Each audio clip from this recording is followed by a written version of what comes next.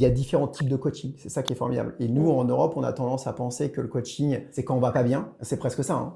Tu vois, on va voir le coach c'est quand une vraiment béquille, c'est à quoi. la limite, tu vois. Ouais, ouais. Alors qu'en fait, tu peux le prendre juste en disant, bah, ça fait partie de mon boulot.